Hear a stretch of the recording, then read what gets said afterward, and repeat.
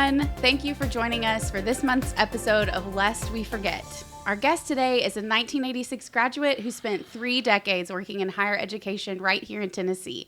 He now uses his passion for photography to educate others and immerse them in God's beautiful creation. Please welcome my guest, Dusty Doddridge. Dusty, thank you so much for joining us today.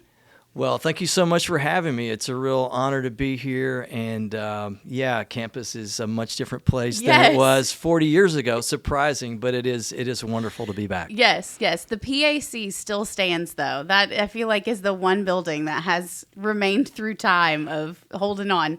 Doesn't matter if there's a tornado, doesn't matter what happens, it's still there. Still there, yeah. Still there. Wonderful.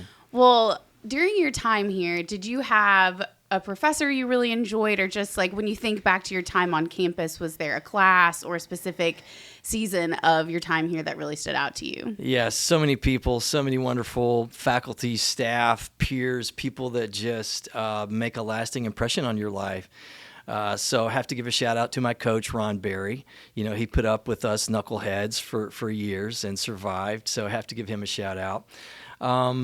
And then also, I was a double major in psychology and business, so I have to recognize some of those folks as well. Dr. Howard Newell in business, Dr. Walton Padelford, economics, Dr. Vickery, Dr. Bill Bushelon in psychology. All of those people really poured into us and me as well.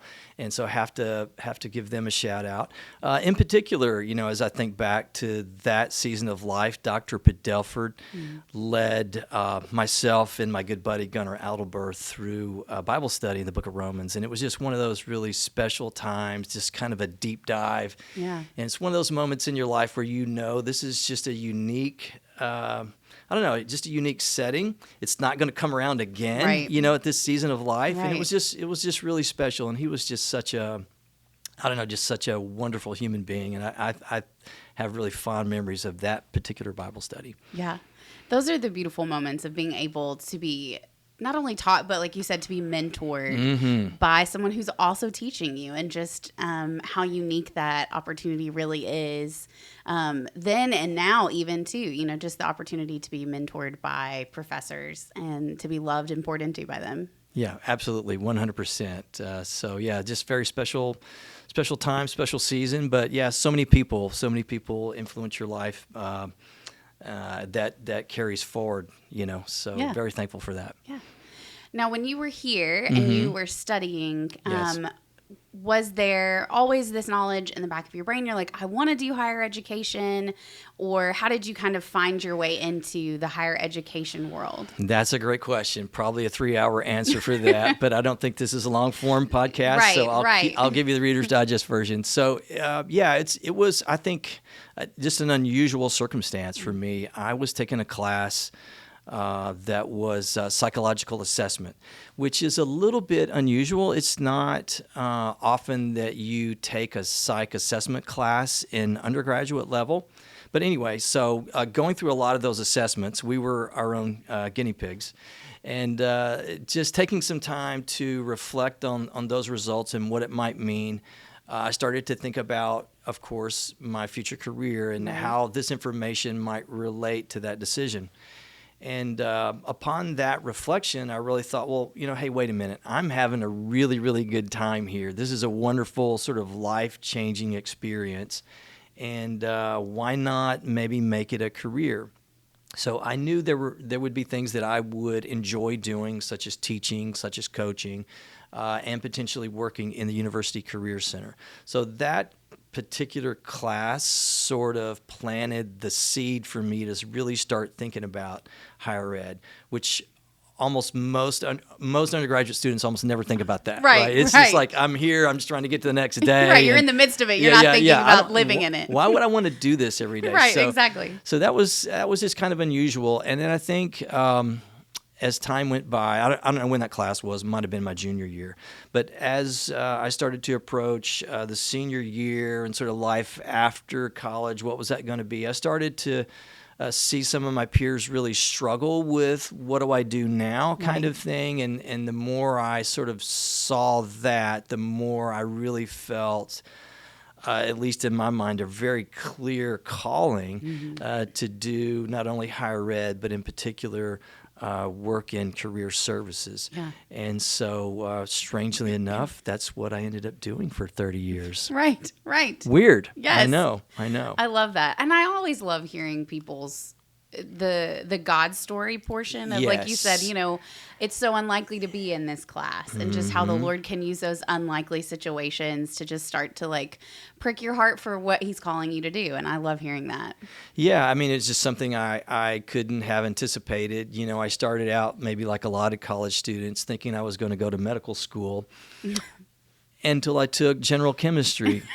Right. And we had a nationally standardized final exam, and I think the highest grade in the class was a 40. And I thought, maybe I need to rethink this old medical school plan. I knew I liked biology, and I think I would have enjoyed doing something like wildlife biology or something of that nature. But yeah, the chemistry was just, hard pass. Yes. Yeah, hard pass. I came into it, so I was a theater major, English minor. So I knew that a med school was not for me. The closest I was going to be was, I was like, maybe I'll be on ER. That was going to be the closest I was going to get to med school. Close enough. It's the same thing. It's right. It's really, when it's you think about it, it's the same thing. Exactly. Yeah. Exactly. My nurse mother would lose her mind if she heard me say that. She'd be like, it is not the same thing. She might push back on that a little. She might push back a little. Mm-hmm.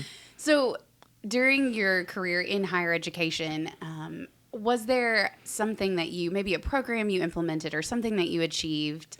I know that you've worked in different schools across the state of Tennessee, that you can look back at now, and maybe it didn't feel like a monumental achievement then, but looking back at it now, that really was something that you're proud of that you accomplished. Yeah, so a two-part answer to that one. At MTSU, we had a chance to really kind of transform the Career Center there.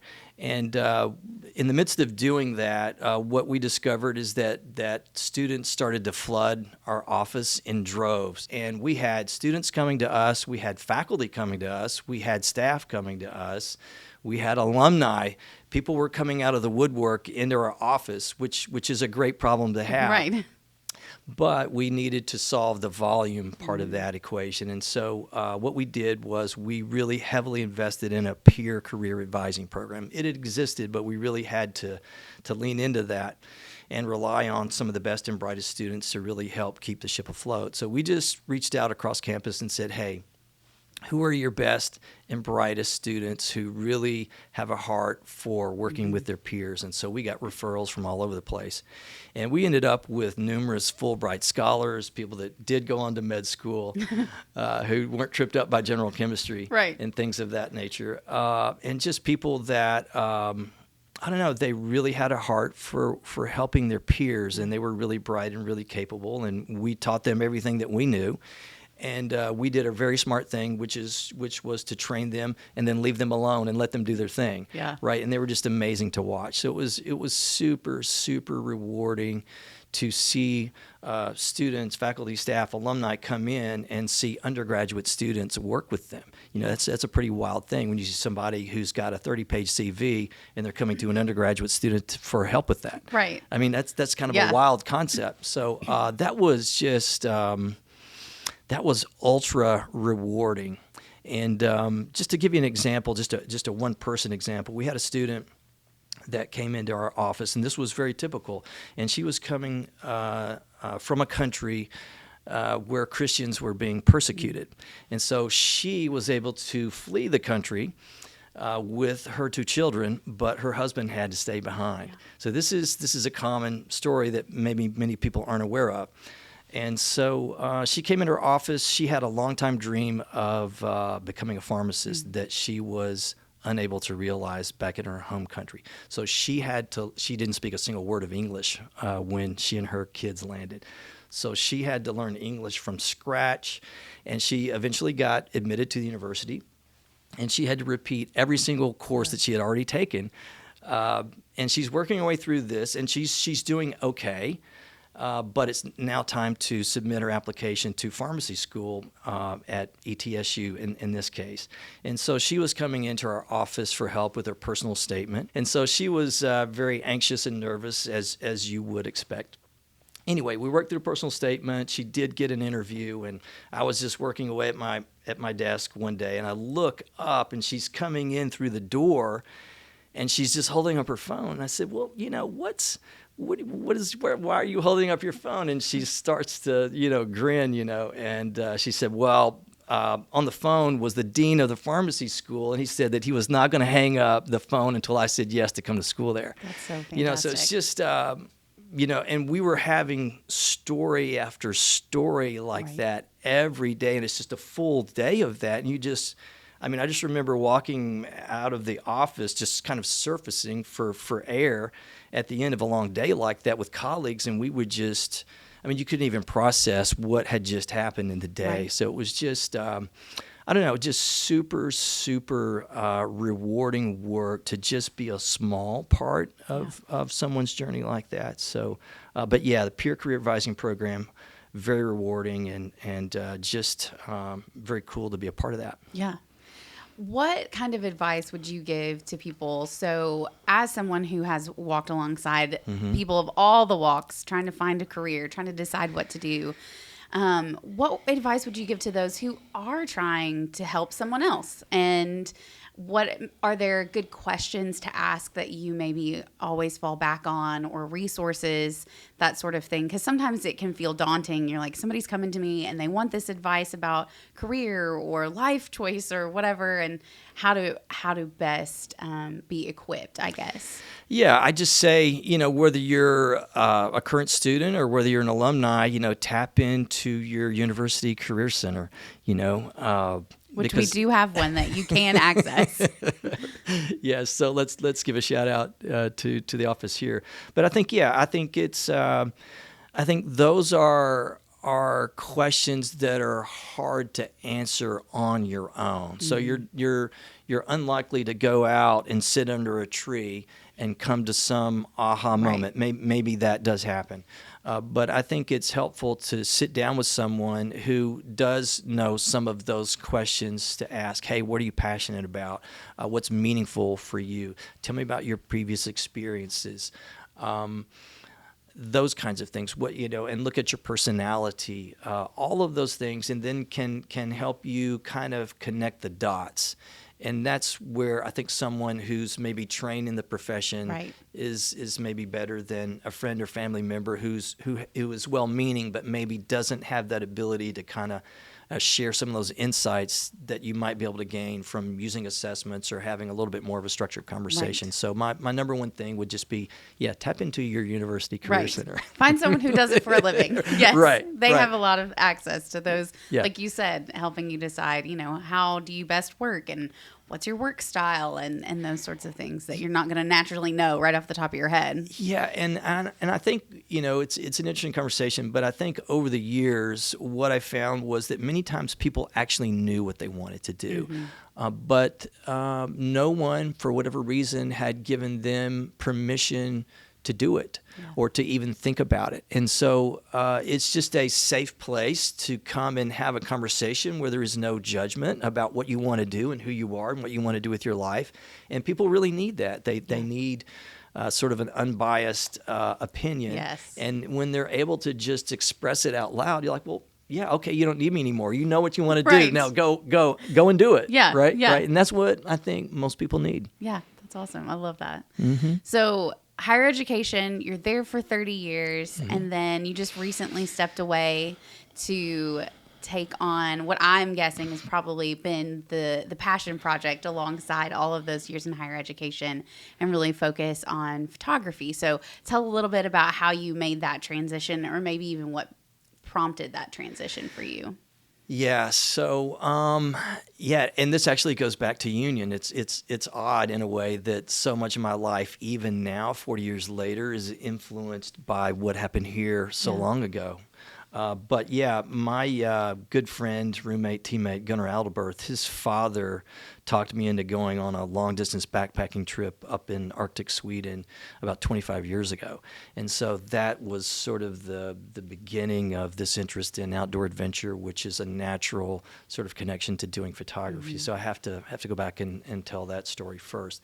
But I think it was around 2008 or 9, and I was needing to take on a new challenge in higher ed, and I thought, well, along the way, why don't I start a business related to photography? And if that grows to a certain point, then that seems like a good transition. And if it doesn't, and I want to finish out this higher ed career, then that'll give me something to do and to keep me out of trouble, right? Post higher ed career. And so that was kind of the thinking.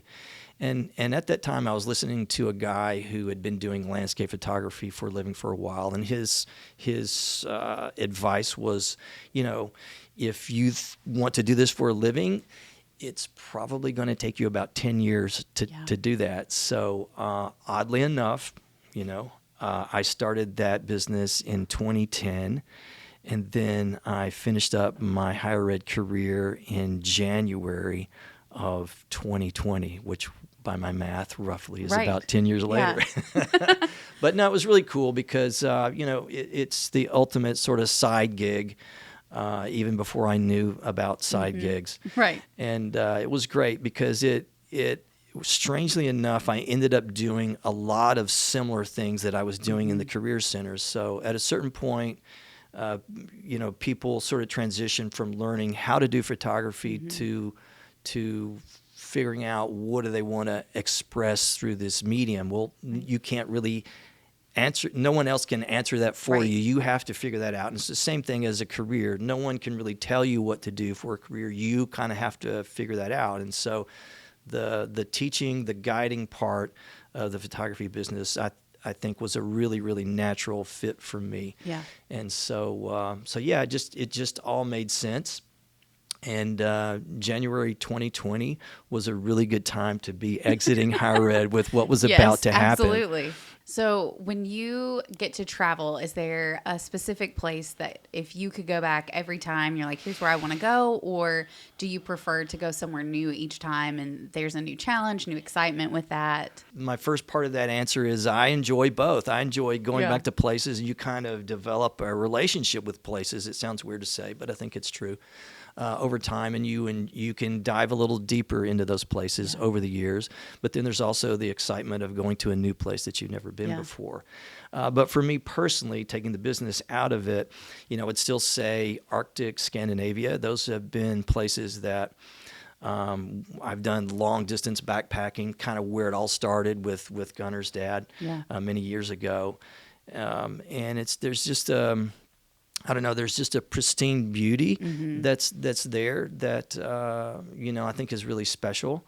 And, you can get 4 or 5 days away from the nearest road. You can camp anywhere you want if that's what you want to do. And they have a very elaborate mountain hut system. So if you want to pack really light, you can do that too. Yeah. And you're likely to run into reindeer and the occasional reindeer herder. We spent some time with those people. They're very neat. The indigenous reindeer herders up there, very cool.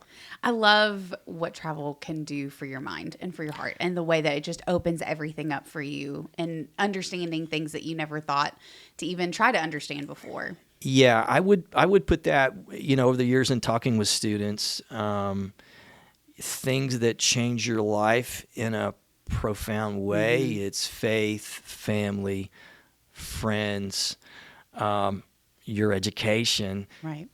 And then after that, I'd probably put travel in my top 5 of just what has made my life better, what's really enriched it, and what's changed it in a profound way. So yeah, travel's in that top 5. Yeah. Was there a moment maybe along the way, because as a Christian, getting to travel, getting to see all these places, did you have a moment just of awe, or do you feel like those happen all the time for you behind the camera? Yeah, those happen all the time. Those happen all the time, for sure. And it's hard to really put that in words, which is, I'm a terrible writer, so I couldn't do anything else in art. I cannot draw anything more than a stick figure, So photography, and I can't sing, so there's that. But the list is long of the things that I can't do and express myself, and so photography makes a lot of sense. And so I think that when you're in these really special places that God created, that are not man-made, and the light's happening, and you're seeing this, you're part of this experience that's never going to happen again. Right.